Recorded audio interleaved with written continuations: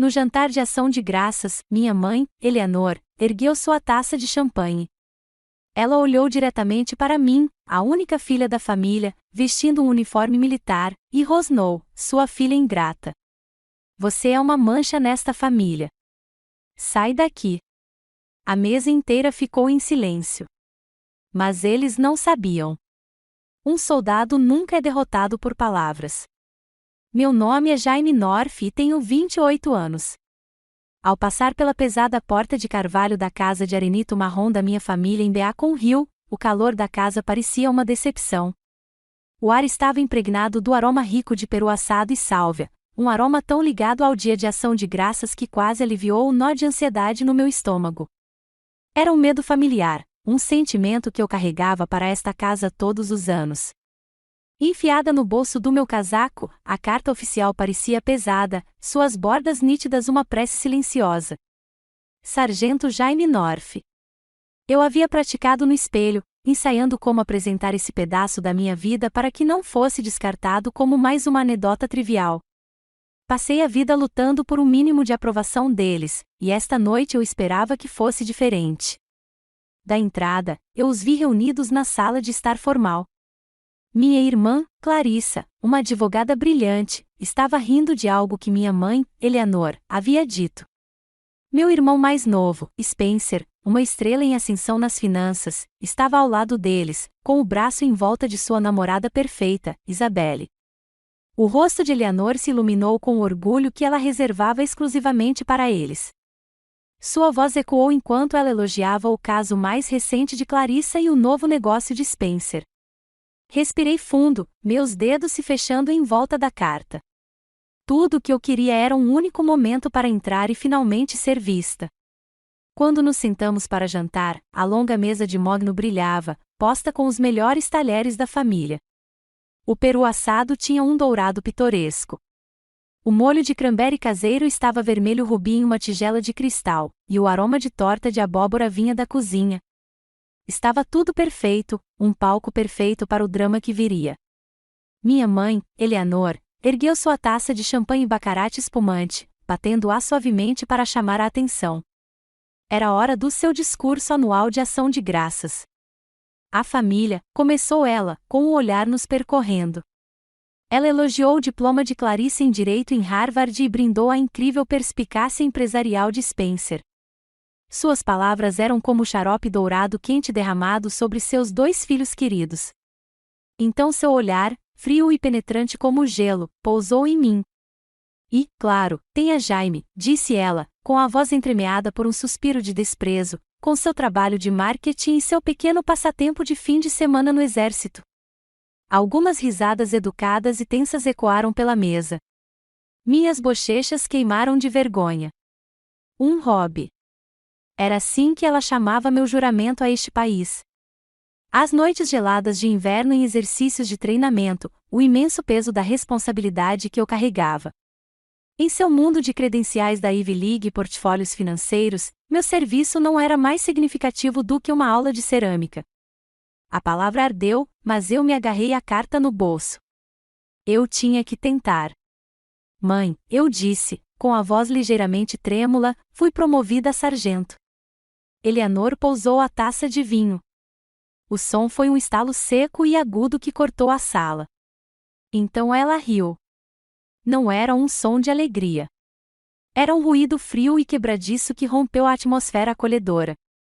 Promovido, ela zombou, com os olhos arregalados de falsa descrença. Com que objetivo, Jaime? Para desperdiçar a vida brincando na lama com outros fracassados? Investi uma fortuna para lhe dar a melhor educação. E para quê? Para você se tornar a vergonha desta família. Sua voz se elevou, sua máscara de compostura se rompendo, revelando a feiura por baixo. Ela estava de pé agora, inclinada sobre a mesa, o rosto contorcido. Sua criança ingrata, você é uma mancha nesta família. Cai fora.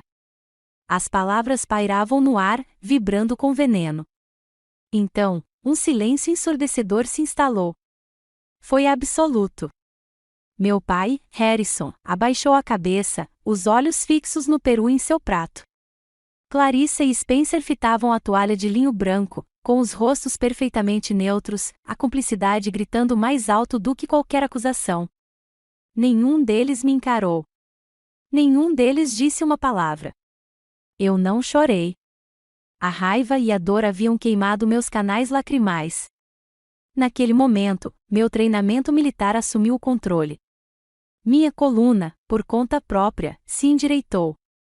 Empurrei a cadeira para trás, as pernas raspando suavemente na madeira polida, e me levantei. Olhei para cada um deles, um por um, deixando meu olhar se demorar em seus rostos silenciosos e desviados. Sua covardia silenciosa era uma traição mais cortante do que as palavras brutais da minha mãe. Não precisei dizer mais nada. Sem dizer nada, virei-me e afastei-me da mesa.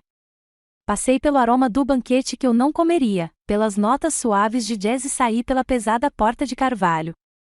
Deixei para trás uma família podre até a medula, uma casa construída sobre a hipocrisia. O ar frio e revigorante de novembro de Boston atingiu meu rosto, em forte contraste com o calor sufocante lá dentro.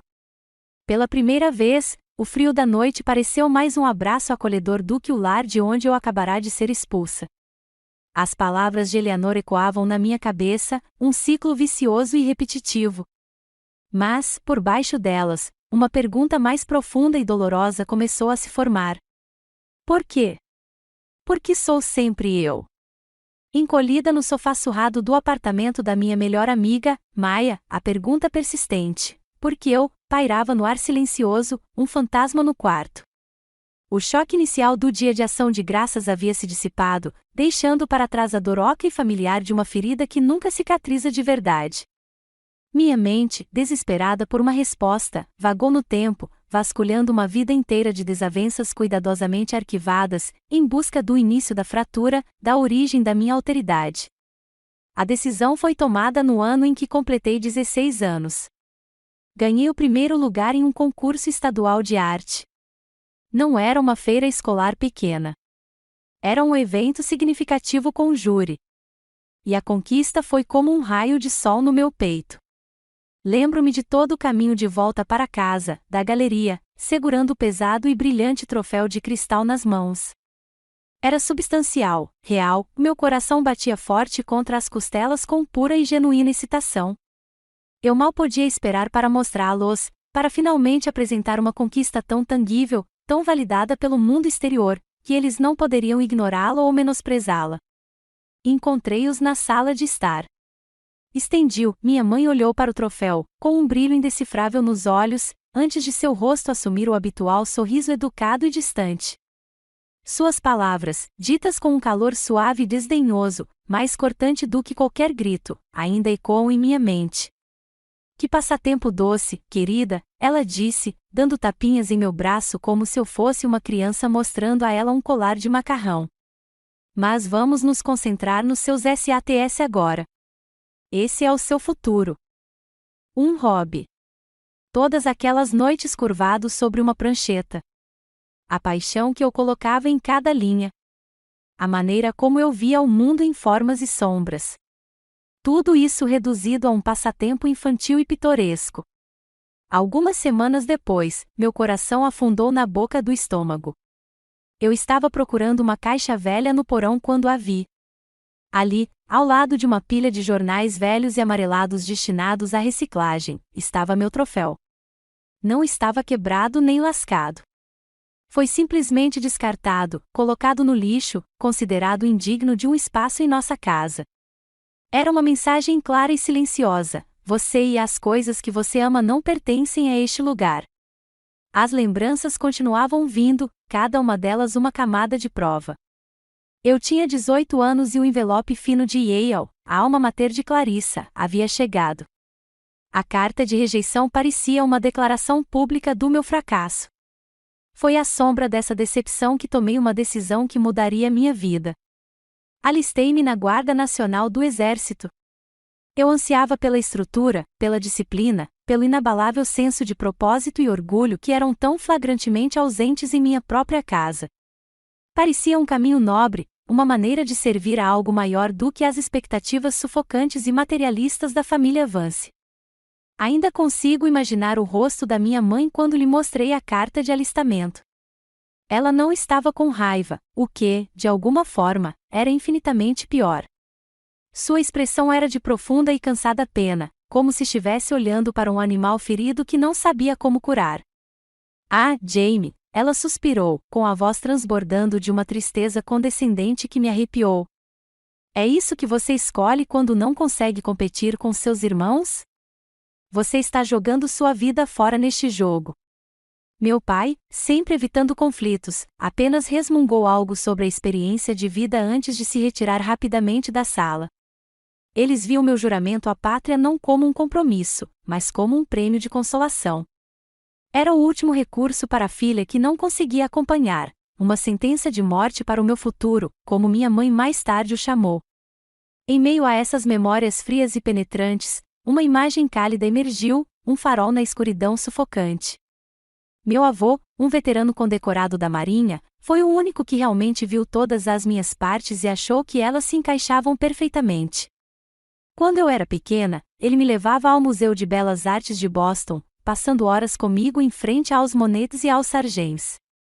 Ele nunca criticou meus desenhos infantis com giz de cera e canetinha. Em vez disso, ele os estudava com uma expressão séria e pensativa e dizia com uma voz rouca: "Este aqui tem o olhar de um artista e o coração de um guerreiro." Ele não via conflito entre os dois. No dia em que me alistei, foi ele quem me levou ao posto de recrutamento.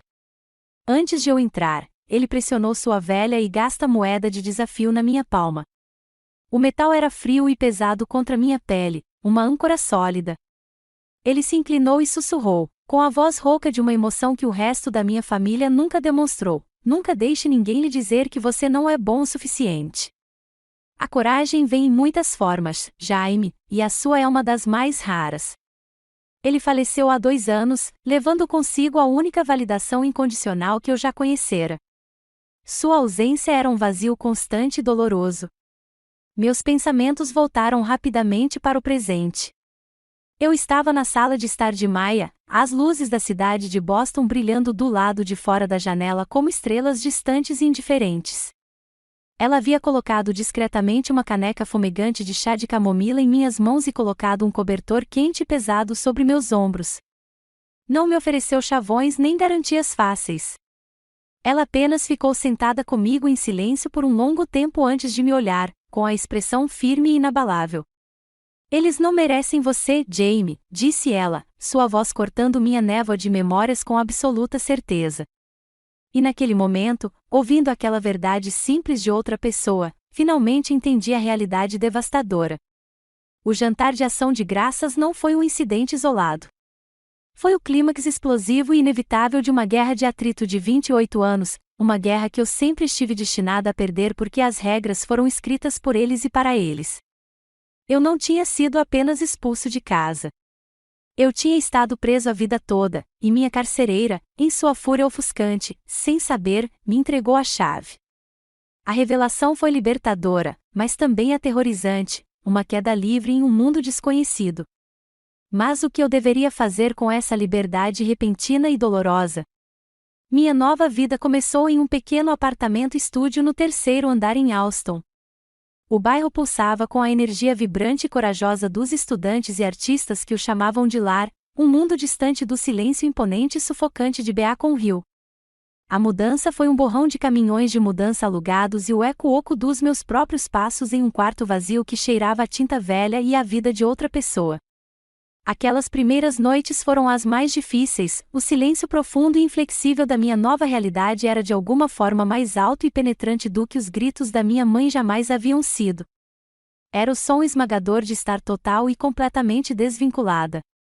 Para manter os fantasmas dos meus próprios pensamentos à distância, me joguei no trabalho na empresa de marketing com uma energia feroz e desesperada. Tornei-me uma máquina de produtividade. Eu me voluntariava para cada projeto extra, aceitava clientes que ninguém mais queria e ficava até tarde todas as noites, muito depois de o escritório estar vazio. As luzes da cidade brilhavam do lado de fora da minha janela enquanto eu me curvava sobre a mesa, uma distração bem-vinda. Preenchia meus fins de semana com trabalhos freelance, digitando até meus olhos arderem. Meu cérebro era um zumbido constante bem-vindo de prazos e feedback de clientes, um escudo de ruído que abafava os sussurros mais dolorosos da memória. Meu corpo pagou o preço. Minha dieta consistia em comida gordurosa para a viagem do restaurante tailandês barato da esquina e macarrão instantâneo rico em sódio que eu comia em pé, em frente à pia. Perdi alguns quilos que não podia me dar ao luxo de perder, e as olheiras escuras e com hematomas se tornaram permanentes. Esse era o verdadeiro custo da liberdade. Não era uma sensação sublime e triunfante.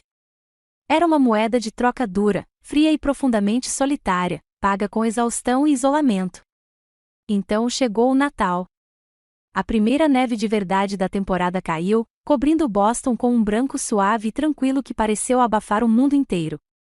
Me vi navegando sem rumo pelas redes sociais no meu celular, um impulso autodestrutivo ao qual não consegui resistir.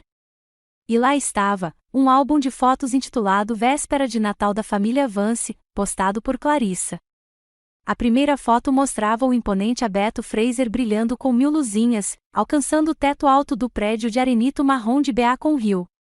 Vi a montanha de presentes embrulhados em papel brilhante, o brilho da prata e os sorrisos radiantes em seus rostos. Minha mãe, em um vestido vermelho festivo, erguia uma taça. Meu pai estava ao lado dela, com o braço em volta dela. Clarissa, Spencer e Isabelle estavam perfeitas. A legenda dizia: nada melhor do que estar com aqueles que mais importam. Ninguém estava desaparecido. Ninguém havia ligado. Naquela noite, sentei-me sozinho no chão do meu apartamento, com um único abajur lançando um raio de luz solitário sobre o piso de madeira nua. Meu jantar de Natal foi um pacote de ramen sabor frango, cujo vapor embaçava a vidraça fria enquanto eu olhava para a escuridão. As luzes festivas da rua lá fora se turvaram quando meus olhos finalmente se encheram de lágrimas. Não eram lágrimas de autopiedade, mas de uma aceitação brutal e final. Para eles, eu havia realmente desaparecido. Eu era um fantasma que eles haviam exorcizado com sucesso de suas vidas imaculadas. Mas, enquanto as lágrimas secavam em minhas bochechas, uma estranha e inesperada sensação de alívio me invadiu. A performance exaustiva havia terminado. Eu não precisava mais representar o papel de alguém que eu não era, me contorcendo para me encaixar em um papel para o qual eu nunca fui feita. Nos meus momentos de maior fraqueza, quando a solidão parecia um peso físico, meu treinamento militar se tornou minha salvação. Foi o alicerce inabalável sobre o qual comecei a reconstruir minha vida. Todas as manhãs, por mais exausto que eu me sentisse, meu sargento instrutor interior me acordava às 5 horas. Eu calçava meus tênis de corrida e saía para correr no frio que antecede o amanhecer ao longo do rio Charles. O ar gelado queimava meus pulmões, uma dor aguda e purificadora que clareava minha mente. De volta ao meu apartamento, eu limpava com precisão meticulosa, arrumando minha cama com cantos firmes e impecáveis de hospital, como no treinamento básico. Esses pequenos atos estruturados eram minhas âncoras em um mar de caos. Eles me davam uma sensação tangível de controle quando todo o resto parecia estar girando para longe de mim. Durante aquelas corridas matinais, comecei a ouvir podcasts. Tropecei em Brené Brown, e suas palavras sobre vulnerabilidade e coragem me atingiram como um raio. Ela falou da arena, de ousar muito, do crédito que cabe à pessoa na luta. Vulnerabilidade não é fraqueza, disse sua voz através dos meus fones de ouvido, uma presença calma e constante. É a nossa maior medida de coragem. Isso reformulou toda a minha experiência. Eu não era fraco por me sentir magoado. Eu estava na arena. Estava coberto de poeira e sangue, talvez tendo levado um chute na bunda, mas ainda estava de pé. Eu ainda estava lutando. Lentamente, quase imperceptivelmente no início, as coisas começaram a mudar. No trabalho, surgiu uma oportunidade com um cliente notoriamente difícil. Com base na minha nova determinação, lancei uma campanha de marketing ousada e nada convencional. Meu chefe estava cético, com a testa franzida de dúvida. Mas algo na minha apresentação, uma nova confiança conquistada com muito esforço, o convenceu a me dar uma chance. Dediquei-me totalmente. Trabalhei noites sem dormir, canalizando não apenas meu pensamento estratégico, mas também a criatividade artística que minha família tanto se esforçara para eliminar. Pela primeira vez, combinei lógica e arte, estratégia e alma, sem pedir desculpas, e funcionou. A campanha foi um sucesso fenomenal. No dia em que o e-mail de parabéns do CEO do cliente chegou à minha caixa de entrada, encaminhado pelo meu próprio chefe com um simples trabalho incrível, Jamie, tive que me desculpar. Entrei no silêncio estéril do banheiro do escritório, tranquei a porta da cabine e deslizei para o piso frio de ladrilho. E chorei, não lágrimas de tristeza, mas lágrimas de uma alegria avassaladora e triunfante. Este foi o primeiro reconhecimento que conquistei inteiramente por conta própria, sem o nome Vance ou a instituição de caridade deles. Foi uma pequena vitória, mas era minha. Eu me pergunto, você já teve um momento assim? Uma pequena vitória que pareceu mudar tudo? Foi uma pequena faísca, mas na profunda escuridão em que eu vivia, parecia tão brilhante e tão quente quanto o sol. Mai era mais do que apenas a pessoa que me deu um lugar para ficar naqueles primeiros dias entorpecidos. Ela era minha âncora, a única constante nos destroços da minha antiga vida. Quando me via afundando na areia movediça silenciosa e cinzenta da minha própria tristeza, ela me puxava para fora do apartamento, insistindo para que andássemos pela esplanada, mesmo com o vento cortante. Quando eu não conseguia comer, ela aparecia com um pote de sorvete Cherry Garcia da Ben & Jerry's, meu favorito, e sentava-se comigo em um silêncio confortável. Ela me ouviu recontar as mesmas velhas histórias de mágoa e humilhação, um disco quebrado do meu passado, sem nunca demonstrar um pingo de julgamento ou impaciência. Certa noite, enquanto eu me perdia em uma espiral, me culpando por não ser mais inteligente, mais forte ou diferente, ela colocou as mãos firmemente em meus ombros, forçando-me a encará-la. Seus olhos eram claros e resolutos. Jamie, pare, disse ela, com a voz sem deixar espaço para discussão. Isso não é culpa sua. Você fazia parte de um sistema podre que foi projetado para você fracassar. Não é você quem precisa mudar. Suas palavras eram como uma bússola. Não curaram a ferida magicamente, mas me deram um norte verdadeiro, uma direção para seguir sempre que me perdia na névoa ofuscante da dúvida. Seguindo seu conselho, procurei a doutora Evelyn Shaw, terapeuta especializada em dinâmica familiar. Seu consultório era um santuário acolhedor e tranquilo com vista para o jardim público de Boston. As poltronas macias, o aroma de lavanda e o tic-tac suave de um relógio de pêndulo no canto pareciam feitos para acalmar. Foi ali, naquele espaço seguro, que ouvi pela primeira vez os termos que dariam nome a toda a minha existência: bode expiatório e filho de ouro. O Dr. Shaw explicou, com uma empatia serena e profundamente curativa, que eu havia sido, sem saber, escalado para o papel de bode expiatório da família. Eu era o portador designado para toda a raiva não processada, suas decepções e inseguranças. Clarissa e Spencer eram os filhos de ouro, os recipientes para todas as suas esperanças e ambições. Cada sessão com ela era como uma escavação arqueológica na minha própria alma. Desenterramos cuidadosamente anos de dor enterrada, camada por camada. Ela me ajudou a entender que meu sofrimento era real. Era válido. E tinha um nome. Não estava apenas na minha cabeça. A doutora Shaw me deu as ferramentas para começar a reconstruir minha autoestima destruída, começando pelo simples e revolucionário ato de reconhecer o que eu havia suportado. O mundo também começou a se abrir de outras maneiras. Numa tarde fresca de sábado, buscando o refúgio do meu próprio apartamento, eu estava desenhando em um pequeno café ensolarado em Cambridge. Eu estava perdido nas linhas da página quando um homem na mesa ao lado me chamou a atenção. Ele estava olhando para o meu caderno de esboços, não com um olhar rápido e educado, mas com genuína curiosidade. Ele se apresentou como Leo Sterling, um arquiteto. Ele não me fez elogios vazios. Em vez disso, perguntou sobre o meu processo. Queria saber o significado por trás das linhas nítidas e angulares, a emoção que eu tentava transmitir nos espaços sombreados. Nossa conversa fluiu sem esforço, passando da arte para a arquitetura e para os caminhos estranhos e sinuosos da vida. Pela primeira vez com alguém novo, não editei minha história. Contei a ele sobre meu trabalho em marketing, sobre meu compromisso com a guarda e até mesmo sobre as profundas e dolorosas rupturas com minha família. Ele apenas ouviu. Não tentou consertar, não ofereceu conselhos. Simplesmente ouviu, com os olhos cheios de uma empatia profunda e inabalável. Quando terminei, ele ficou em silêncio por um momento e então disse algo que me tocou profundamente. Parece-me, disse ele suavemente, que você é a única na sua família que ousou ser autêntica. Aquela frase, aquela aceitação incondicional da minha verdade, era exatamente aquilo pelo qual eu passará a vida inteira ansiando. Era um copo d'água depois de uma vida inteira no deserto. Lentamente, quase sem que eu percebesse, uma nova família começou a se formar ao meu redor. Não era uma família ligada por laços de sangue ou obrigação, mas por escolha e respeito mútuo. Havia Maia, minha âncora firme e leal. Havia o Dr. Shaw, meu guia sábio e gentil. E agora havia Léo, que trouxe consigo um tipo de amor calmo e saudável que eu jamais imaginara ser possível.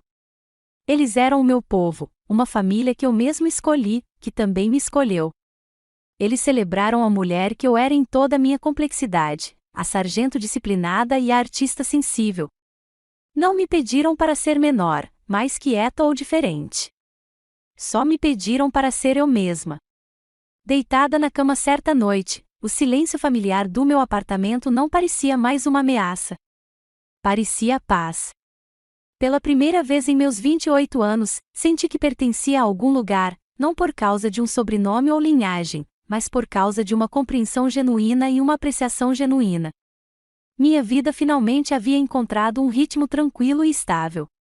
Meu trabalho era gratificante. Meu pequeno apartamento parecia um verdadeiro lar. E meu relacionamento com Léo se aprofundava e se tornava mais maravilhoso a cada dia. Eu estava construindo uma vida nos meus próprios termos, uma vida de alegria silenciosa. E então o passado me chamou. Era uma terça-feira à noite. Léo e eu estávamos cozinhando o jantar juntos, rindo enquanto eu tentava explicar a diferença entre dois conceitos de marketing. Meu telefone vibrou com uma chamada de um número desconhecido.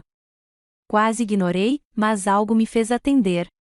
Olá, respondeu uma voz hesitante e familiar. Jamie, é o papai.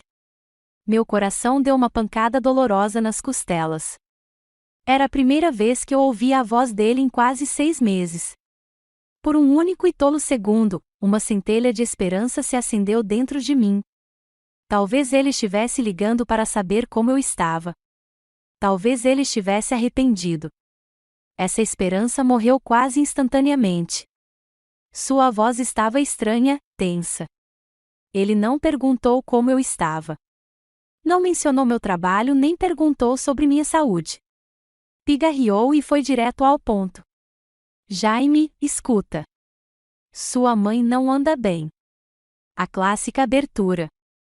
Spencer e Isabelle vão fazer a festa de noivado em breve.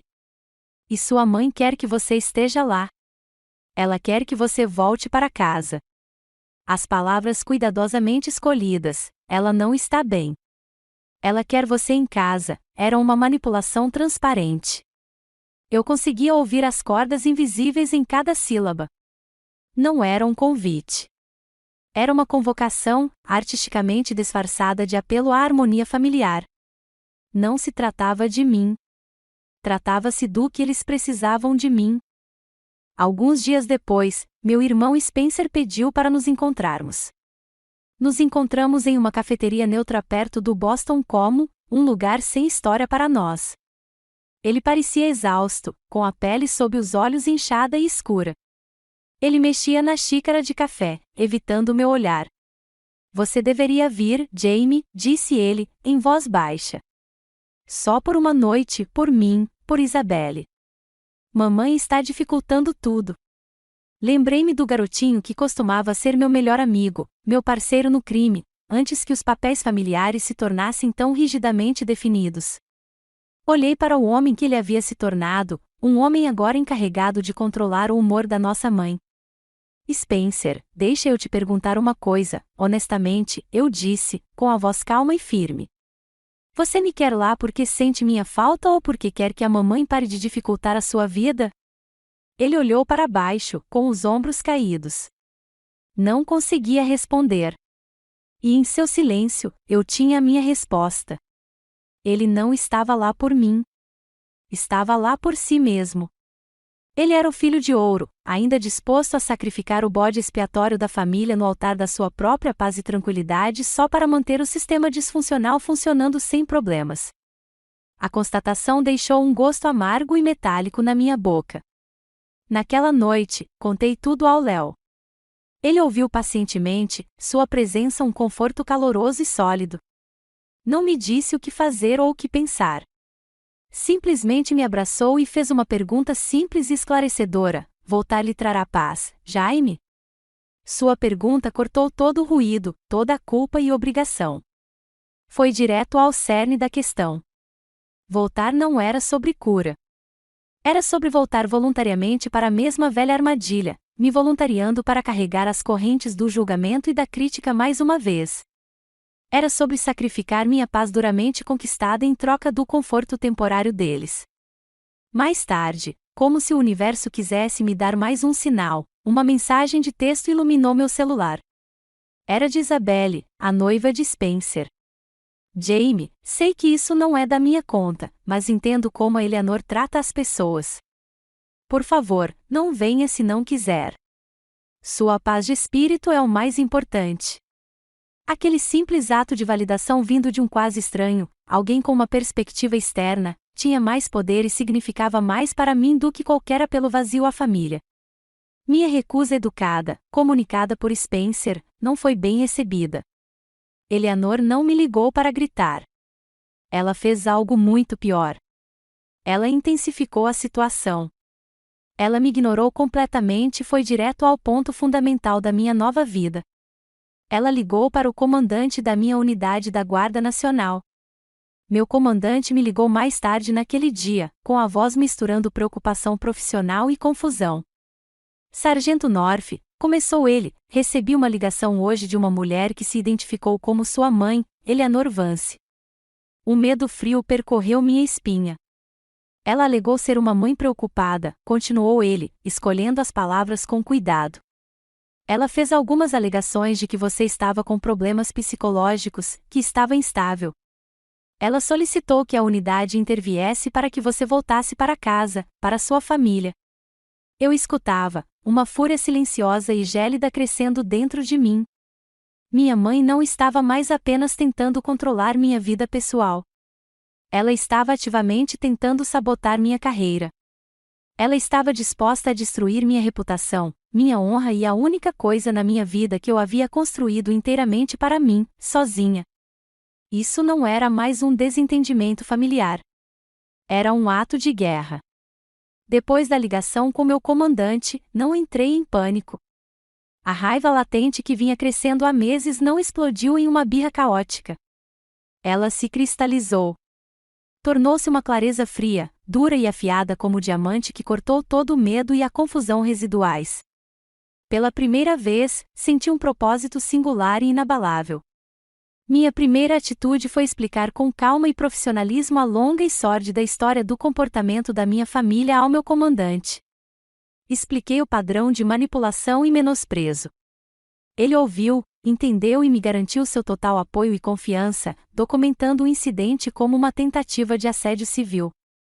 A instituição que jurei servir confiava em mim, aquela em que nasci, não. Esse contraste solidificou tudo. Naquela noite, o ar no meu apartamento estava parado e carregado de uma tensão silenciosa. Sentei-me no sofá em frente ao Léo. O calor e o riso fácil de sempre entre nós foram substituídos por uma gravidade silenciosa e compartilhada. Ele sabia que aquele era um ponto de virada. Olhei para ele, minha determinação se fortalecendo a cada batida constante do meu coração.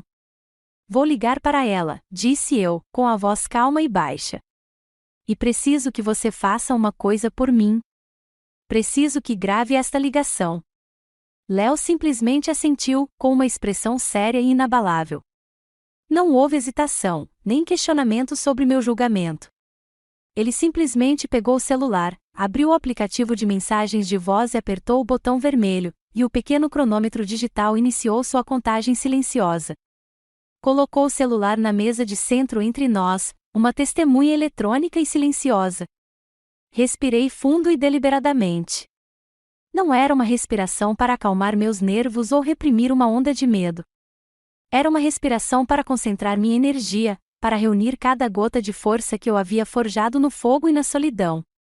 Naquele momento, eu não era mais Jaime, a filha assustada e magoada. Eu era Sargento North da Guarda Nacional do Exército dos Estados Unidos e estava prestes a estabelecer uma nova cadeia de comando. Disquei o número dela de memória. Ela atendeu no segundo toque, com a voz transbordando um triunfo presunçoso e enjoativo que me embrulhou o estômago. Ah, então você finalmente decidiu ligar para sua mãe. Eu sabia que ligaria. Elas entraram em contato, não entraram. Não a deixei ditar o tom. Não me envolvi com a premissa dela nem com a volta da vitória. Minha voz era monótona, desprovida de qualquer emoção, como se eu estivesse fazendo um relatório formal de ação. Eleanor. Foi a primeira vez na vida que a chamei pelo primeiro nome. O silêncio do outro lado da linha foi elétrico, um vazio repentino onde antes havia sua presunção. Eu tinha sua atenção total e exclusiva. Você ligou para o meu comandante, declarei, não como uma pergunta, mas como o primeiro item de uma lista de acusações. Você caluniou meu nome. Tentou sabotar minha carreira com mentiras sobre minha estabilidade mental. Essa ação cruzou todos os limites concebíveis da decência humana. O silêncio se estendeu por mais um segundo, um instante de puro choque, e então a explosão inevitável. Como ousa usar esse nome comigo? Ela gritou, com a voz embargada pela fúria de uma rainha cuja autoridade acabará de ser desafiada. Eu fiz o que fiz porque estou tentando te ajudar. Você está fora de controle. Não, interrompi-a, minha voz fria e cortante como um pedaço de gelo cortando sua histeria. Você fez isso porque não consegue mais me controlar. Então, vai me ouvir agora, e vai me ouvir com muita atenção. A partir deste momento, você não tem mais autoridade na minha vida. Você não tem voz ativa. Não vai me ligar. Não vai me mandar mensagem. Não vai aparecer no meu local de trabalho. E não terá mais contato com minha unidade militar ou qualquer um dos meus associados. Se você ou qualquer outra pessoa desta família, agindo em seu nome, violar estes termos claramente estabelecidos, considerarei isso um ato de assédio e tomarei medidas legais imediatas. Entendido? Eu podia ouvi-la ofegar desesperadamente entrecortada por falta de ar do outro lado da linha. Ela gaguejava, o som de uma tirana perdendo o controle, sua principal arma, meu medo dela, inutilizada. Você está ameaçando a sua própria mãe, ela finalmente conseguiu gaguejar. Cada palavra que eu disse em seguida foi deliberada, marcada pela finalidade da sentença de um juiz. Inclinei-me ligeiramente para a frente. Isso não é uma ameaça, Eleanor. É uma promessa. Deixei as palavras pairarem no ar por um instante, com todo o seu peso. Você passou 28 anos criando um monstro com sua crueldade, seu narcisismo e seu desprezo. Agora você vai poder encará-la. Espero que tenha uma ótima festa de noivado. Encerrei a ligação antes que ela pudesse dizer mais alguma coisa, pressionando a tela com o polegar com uma finalidade definitiva e satisfatória. O silêncio que preencheu a sala era absoluto, profundo. Soltei um suspiro longo e lento, uma única expiração que parecia carregar o peso de toda a minha vida. 28 anos de tentativas, de esperanças, de ser esmagada, ido, liberta. Olhei para Léo. Seus olhos não estavam cheios de pena, o olhar ao qual eu havia me acostumado a vida toda. Estavam arregalados com uma admiração crua e profunda. Ele estendeu a mão e silenciosamente interrompeu a gravação. Eu não tinha apenas traçado uma linha na areia. Eu tinha construído uma muralha, alta e impenetrável, bem no centro da minha vida. E eu sabia, com uma certeza que ressoava profundamente em meus ossos, que aquele não era o fim. A guerra tinha apenas começado. Não perdi tempo. A declaração de guerra havia sido feita e agora era hora de preparar o campo de batalha. Meu pequeno apartamento se transformou em uma sala de guerra improvisada. Com Léo como meu segundo em comando de confiança, trabalhamos com uma intensidade silenciosa e focada. Lembrei-me de um verso de A Arte da Guerra de Sun Tzu, um livro que meu avô insistia que eu lesse. Conheça seu inimigo e conheça a si mesmo, e você não precisará temer o resultado de 100 batalhas. A maior fraqueza da minha família era a obsessão com a imagem pública, a fachada perfeita. Minha maior força era a verdade. No meu laptop, criei uma nova pasta criptografada intitulada simplesmente Operação Liberdade. Esse era o meu arsenal. Minhas armas não eram rifles e munição, mas fatos concretos e inegáveis. Passei horas digitalizando documentos, com o zumbido da máquina em um ritmo constante na sala silenciosa. Analisei minha carta de promoção a sargento, todas as condecorações militares que já recebi, todos os e-mails entusiasmados de um cliente de marketing satisfeito e até fotos em alta resolução das minhas melhores obras de arte. Este era o dossiê do meu valor, a prova de uma vida que eles se recusaram a ver. Em seguida, criei uma segunda pasta, Evidências de Manipulação. Nela, coloquei o arquivo de áudio da minha conversa telefônica com Eleanor. Transcrevi as mensagens de texto do meu pai e de Spencer, suas palavras de coerção velada agora nítidas e incriminatórias na página. Escrevi um relato detalhado e cronológico dos eventos passados, do troféu descartado ao abuso verbal no dia de Ação de Graças. Cada evidência era um tijolo, e com elas, eu estava construindo uma fortaleza impenetrável em torno da minha nova vida. Algumas noites depois, uma batida inesperada soou à minha porta. Meu coração saltou até a garganta. Olhei pelo olho mágico. Era Spencer. Ele parecia ainda pior do que na cafeteria, o rosto pálido e abatido, os olhos fundos de exaustão e algo que parecia vergonha. Abri a porta. Você tinha razão, sussurrou ele, com a voz quase inaudível. Ele não conseguia me olhar nos olhos. Depois que você desligou, a mamãe teve um colapso, uma fúria narcisista total. Ela culpou a Isabelle, disse que tinha envenenado minha mente contra a família. A Isabelle não aguentou mais. Fez as malas e foi embora. A notícia me atingiu, mas não senti satisfação, apenas uma profunda tristeza pelos danos colaterais. Então, ele estendeu um pequeno pendrive prateado. Isto é para você, disse ele. Papai me deu estes para guardar há um tempo. São os extratos dos fundos fiduciários que nosso avô deixou para nós três. Acho que você deveria dar uma olhada nos seus, especificamente nos saques dos últimos anos. O ar de invencibilidade que eles costumavam exibir havia evaporado, substituído por uma tensão nervosa e palpável. Pela primeira vez na minha vida, eles estavam no meu território. Eu tinha controle total. Meu pai, Harrison, sempre conciliador, deu início aos procedimentos, tentando apaziguar as coisas com seus habituais chavões vazios e irritantes. Jamie, tenho certeza de que tudo isso não passa de um terrível mal-entendido, começou ele, forçando um sorriso fraco e apaziguador. Somos uma família. Podemos resolver qualquer coisa se apenas conversarmos. Antes que eu pudesse responder, Clarice interrompeu, com a voz áspera e a indignação dos privilegiados. Ela partiu para o ataque. Um mal-entendido, pai? Ela está tentando nos extorquir depois de tudo que esta família lhe deu. Quão ingrato você pode ser? Isso não passa de pura ganância, Jaime. Suas acusações, que antes me teriam perfurado profundamente, agora pareciam vazias e absurdas. Elas disparavam balas de festim contra aço reforçado. Eu nem me mexi. Simplesmente bati o dedo na pasta de papel pardo à minha frente.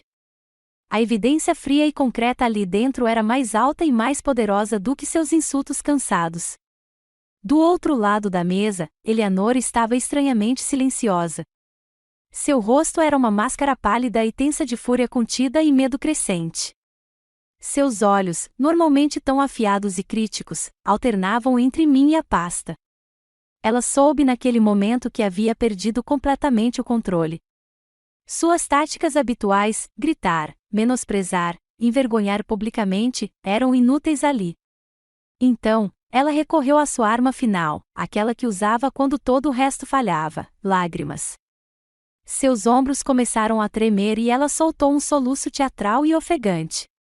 Jamie, Como você pôde fazer isso com a sua própria mãe? Gritou ela, com a voz rouca de uma dor fabricada. Depois de tudo que fiz por você, eu só queria o que era melhor. Mas desta vez, a apresentação fracassou. O público não estava mais preso. Foi Spencer quem quebrou o encanto. Ele estava em silêncio desde que chegaram, com o olhar fixo nos veios da madeira da mesa.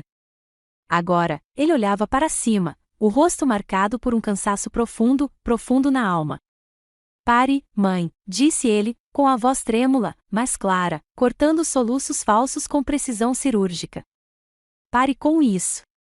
Ele desviou o olhar dela para nosso pai e Clarissa, com uma clareza nova e dolorosa nos olhos. Suas próximas palavras soaram como marteladas no quarto silencioso. Todos nós sabemos, disse ele, com a voz ganhando força enquanto falava a verdade em voz alta. Todos nós sabemos de onde veio esse dinheiro. Nós sabíamos e ficamos em silêncio. Nós o pegamos. Nós nos beneficiamos dele enquanto Jaime se virava sozinha. Ela não está errada. Nós estamos. A confissão sugou todo o oxigênio da sala. Foi a perfuração final e fatal no balão inflado da hipocrisia da minha família. Clarissa ficou boquiaberta, ela ficou atordoada, em um raro silêncio de boca aberta. Meu pai, o grande facilitador, afundou na cadeira e enterrou o rosto nas mãos, um retrato de uma derrota patética e tardia. Eleanor apenas encarou Spencer, com os olhos arregalados de horror pela traição definitiva. Seu filho de ouro acabará de confessar o crime diante de testemunhas. Deixei o silêncio pesado e condenatório pairar no ar por um minuto inteiro, deixando-os refletir sobre a verdade que haviam ignorado por uma década. Então, lentamente, levantei-me, com movimentos deliberados e controlados. Não preciso das suas desculpas, disse eu, com a voz firme e clara. Elas não têm valor para mim. Só quero o que é legalmente meu. O dinheiro será devolvido integralmente à minha conta, com juros compostos, conforme descrito no meu e-mail, mas tem uma condição adicional inegociável. 4 pares de olhos partidos e derrotados se ergueram para encontrar os meus. Deste dia em diante, meu nome não será mais mencionado em suas conversas, com seus amigos, com a sociedade, entre vocês. Eu não existo mais na família Vance. Você me concederá a paz de ser esquecida por você. Você me deixará em paz. Abri a pasta e deslizei um documento sobre a mesa. Este é um acordo de confidencialidade juridicamente vinculativo, redigido pelo meu advogado.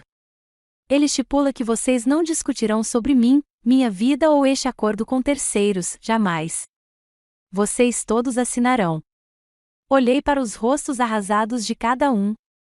Este era o ato final. Eu não estava apenas recuperando meu dinheiro. Eu estava recuperando toda a minha vida. Em 30 dias, o valor total, acrescido dos juros, foi transferido para minha conta bancária. O acordo de confidencialidade chegou por correio, assinado por todos. A guerra havia acabado. Eu havia vencido. Mas, em vez do triunfo puro e emocionante que eu esperava, um vazio estranho e profundo se apoderou de mim. Era um silêncio desorientador após uma vida inteira de barulho. Por 28 anos, eu vinha travando uma guerra em 2 frentes, lutando pela atenção deles e, no fim, lutando contra sua tirania. Agora que o inimigo estava derrotado e o objetivo assegurado, eu me sentia à deriva, inseguro quanto ao meu novo propósito. Certa noite, enquanto eu olhava fixamente para a parede do meu apartamento, Léo me abraçou por trás. Ele me abraçou por um longo momento e então falou baixinho em meu ouvido. Você está de luto, Jaime, disse ele. Você está de luto pela família que deveria ter tido. Ele tinha razão. Eu não tinha acabado de romper um relacionamento tóxico. Eu tinha amputado a minha própria vida. Eu tinha enterrado uma parte do meu passado, uma esperança infantil e profunda de que um dia eles finalmente pudessem me ver. A dor daquela perda era uma dor surda e persistente, mais profunda e complexa do que eu jamais poderia ter imaginado. Era a tristeza de finalmente aceitar que o lar para o qual você estava tentando voltar nunca foi realmente o seu lar. Uma semana depois, meu pai ligou. desta vez, não havia pânico em sua voz, apenas uma exaustão profunda e exaustiva. Ele pediu para me encontrar em um banco de parque às margens do rio Charles, o mesmo local onde ele me ensinara a andar de bicicleta 2 décadas antes. A lembrança parecia pertencer a outra vida, a outra garota. Ficamos sentados em silêncio por um longo tempo, observando a água cinzenta fluir em direção ao porto enquanto um vento frio nos açoitava. Sinto muito, disse-lhe finalmente, as 2 palavras que eu nunca ouvirá dele. Soavam estranhas e desajeitadas vindas de seus lábios. Eu fui um covarde, Jaime, continuou ele, com a voz quase um sussurro. Escolhi uma falsa paz em vez de proteger minha própria filha. Deixei os medos de Eleanor e sua escuridão consumirem toda a nossa família. Fiquei parado sem fazer nada. Ele não estava me pedindo perdão. Ele não estava me pedindo para voltar. Ele estava simplesmente afirmando um fato, uma confissão no ar frio de Boston. Ele finalmente olhou para mim, um lampejo de algo novo em seus olhos cansados. Estou tão orgulhoso da mulher que você se tornou. Não nos abraçamos. Não choramos. Apenas ficamos ali, 2 estranhos conectados por um passado compartilhado e fragmentado. Mas foi um começo pequeno, frágil e honesto. Um começo diferente estava acontecendo com Spencer. Ele e Isabelle me convidaram para tomar um café no novo apartamento deles. Foi surpreendentemente fácil, sem a tensão de sempre. Spencer me contou, hesitante a princípio, que havia começado a consultar um terapeuta para aprender a se libertar da influência da nossa mãe e a encontrar sua própria voz. Isabelle, que desde então se reconciliou com ele, falou sobre seus medos e esperanças de criar seus próprios filhos em um ambiente saudável e amoroso, livre dos padrões tóxicos do passado. Quando eu estava saindo, Isabelle pegou minha mão entre as suas. Você quebrou o ciclo, Jaime, disse ela, com os olhos brilhando de genuína gratidão. Você nos deu a chance de fazer diferente. Percebi então que meu relacionamento com meu irmão não estava perdido. Estava renascendo. Estava sendo reconstruído sobre uma nova base, não de traumas compartilhados, mas de respeito mútuo e honestidade arduamente conquistada. Naquela noite, de volta à solidão do meu apartamento, eu sabia que havia uma última coisa que eu precisava fazer. Peguei uma caixa de papelão empoeirada debaixo da minha cama. Era meu próprio museu secreto da dor, cheio de artefatos da família Vance. Peguei os velhos cartões de aniversário com seus desejos genéricos e vazios. Olhei para as fotos formais da família, onde eu sempre ficava um pouco na ponta, um pensamento constrangedor. E no fundo, embrulhado em uma camiseta velha, estava o troféu de cristal, aquele que eu havia resgatado secretamente do lixo do porão tantos anos atrás. Levei a caixa para minha pequena varanda e coloquei o conteúdo em uma bacia de metal resistente. Então, com mão firme, acendi um fósforo.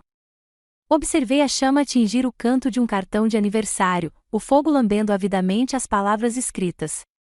Encurvou as bordas das fotografias, transformando rostos sorridentes em cinzas negras. O cristal do troféu rachou e rachou com o calor. Enquanto observava os últimos resquícios da minha antiga vida se transformarem em fumaça e desaparecerem no céu noturno, não senti raiva, nem ódio, apenas uma profunda e silenciosa sensação de paz. Meu avô sempre adorou um versículo de Deuteronômio: seja forte e corajoso. Não tenha medo, pois o Senhor, o seu Deus, vai com você. Ele nunca o deixará, nem o abandonará. Eu sempre pensei que se tratava de um poder externo. Mas agora eu entendi a força, a coragem, a presença inabalável, tudo estava dentro de mim. Eu não estava queimando o passado para apagá-lo. Eu estava me libertando do seu peso. Este era um fogo purificador, um ato final de libertação. Um ano depois, eu estava no meio de um estúdio espaçoso e iluminado no South End de Boston. O ar estava impregnado do aroma terroso e criativo de tinta a óleo, terebintina e argila úmida. A luz do sol entrava pelas grandes janelas industriais, iluminando partículas de poeira que dançavam no ar como pequenos espíritos dourados. Este lugar era o meu sonho tornado realidade. Este era o Cavalete do Guerreiro, uma oficina de arte gratuita que fundei para veteranos militares. Usando parte do dinheiro que havia recuperado, construí não apenas um estúdio, mas um santuário. Observei homens e mulheres, soldados que haviam visto o inimaginável e carregado as feridas invisíveis da guerra, encontrarem uma linguagem serena para suas experiências. Trabalhavam em silêncio concentrado, com as mãos moldando o barro em uma roda de oleiro ou movendo um pincel sobre uma tela. Encontravam um caminho de volta a si mesmos, uma pincelada de cada vez. Percebi que essa era a minha verdadeira herança. Eu havia assumido a dor que me fora infligida e a transformado em um porto seguro para os outros. No canto, Léo ajudava pacientemente um veterano do Vietnã a criar um pedaço de argila. Sua orientação gentil e seu encorajamento silencioso eram uma harmonia perfeita naquele espaço. Ele era uma parte inseparável deste novo amanhecer. Aos domingos, minha nova família se reunia no apartamento que Léo e eu dividíamos. Era uma experiência tranquila e confortável. Meu pai vinha, agora mais quieto, mais observador e sempre carregando uma torta de maçã caseira, sua pequena e constante oferenda de paz. Spencer e Isabelle traziam minha sobrinha, sua linda filhinha, e nosso tempo era preenchido com conversas sobre seus primeiros passos e novas palavras. Maia, minha amiga de sempre, estava sempre lá, seu riso a trilha sonora constante e alegre dos nossos encontros. Não falávamos do passado. Não precisávamos.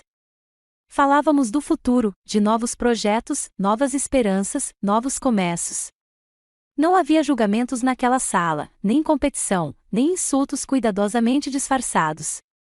Havia apenas o carinho caloroso e genuíno de uma família construída não sobre sangue, mas sobre a base sólida de escolha, respeito e amor incondicional. Eu olhava ao redor da sala, para aquelas pessoas, para a vida que todos nós construímos juntos, e meu coração se enchia de uma gratidão tão profunda que parecia uma presença física. Esta era a família. Este era o lar. Uma semana depois, meu pai ligou. Desta vez, não havia pânico em sua voz, apenas uma exaustão profunda e exaustiva. Ele pediu para me encontrar em um banco de parque às margens do rio Charles, o mesmo local onde ele me ensinara a andar de bicicleta 2 décadas antes. A lembrança parecia pertencer a outra vida, a outra garota. Ficamos sentados em silêncio por um longo tempo, observando a água cinzenta fluir em direção ao porto enquanto um vento frio nos açoitava. Sinto muito, disse-lhe finalmente, as 2 palavras que eu nunca ouvirá dele. Soavam estranhas e desajeitadas vindas de seus lábios. Eu fui um covarde, Jaime, continuou ele, com a voz quase um sussurro. Escolhi uma falsa paz em vez de proteger minha própria filha. Deixei os medos de Eleanor e sua escuridão consumirem toda a nossa família. Fiquei parado sem fazer nada. Ele não estava me pedindo perdão. Ele não estava me pedindo para voltar. Ele estava simplesmente afirmando um fato, uma confissão no ar frio de Boston. Ele finalmente olhou para mim, um lampejo de algo novo em seus olhos cansados. Estou tão orgulhoso da mulher que você se tornou. Não nos abraçamos. Não choramos. Apenas ficamos ali, 2 estranhos conectados por um passado compartilhado e fragmentado. Mas foi um começo pequeno, frágil e honesto. Um começo diferente estava acontecendo com Spencer. Ele e Isabelle me convidaram para tomar um café no novo apartamento deles. Foi surpreendentemente fácil, sem a tensão de sempre. Spencer me contou, hesitante a princípio, que havia começado a consultar um terapeuta para aprender a se libertar da influência da nossa mãe e a encontrar sua própria voz. Isabelle, que desde então se reconciliou com ele, falou sobre seus medos e esperanças de criar seus próprios filhos em um ambiente saudável e amoroso, livre dos padrões tóxicos do passado. Quando eu estava saindo, Isabelle pegou minha mão entre as suas. Você quebrou o ciclo, Jaime, disse ela, com os olhos brilhando de genuína gratidão. Você nos deu a chance de fazer diferente. Percebi então que meu relacionamento com meu irmão não estava perdido. Estava renascendo. Estava sendo reconstruído sobre uma nova base, não de traumas compartilhados, mas de respeito mútuo e honestidade arduamente conquistada. Naquela noite, de volta à solidão do meu apartamento, eu sabia que havia uma última coisa que eu precisava fazer.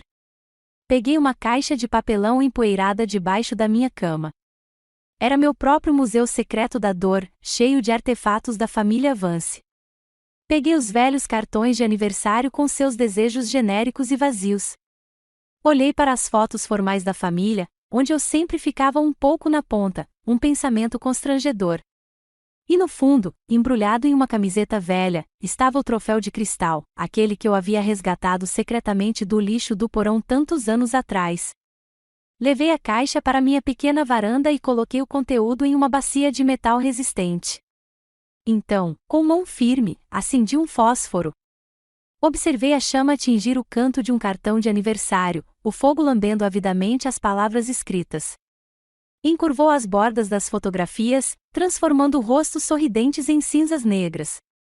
O cristal do troféu rachou e rachou com o calor. Enquanto observava os últimos resquícios da minha antiga vida se transformarem em fumaça e desaparecerem no céu noturno, não senti raiva, nem ódio, apenas uma profunda e silenciosa sensação de paz. Meu avô sempre adorou um versículo de Deuteronômio: seja forte e corajoso. Não tenha medo, pois o Senhor, o seu Deus, vai com você. Ele nunca o deixará, nem o abandonará. Eu sempre pensei que se tratava de um poder externo. Mas agora eu entendi a força, a coragem, a presença inabalável, tudo estava dentro de mim. Eu não estava queimando o passado para apagá-lo. Eu estava me libertando do seu peso. Este era um fogo purificador, um ato final de libertação. Um ano depois, eu estava no meio de um estúdio espaçoso e iluminado no South End de Boston. O ar estava impregnado do aroma terroso e criativo de tinta a óleo, terebintina e argila úmida.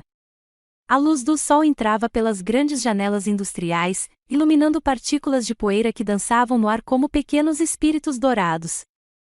Este lugar era o meu sonho tornado realidade. Este era o Cavalete do Guerreiro, uma oficina de arte gratuita que fundei para veteranos militares.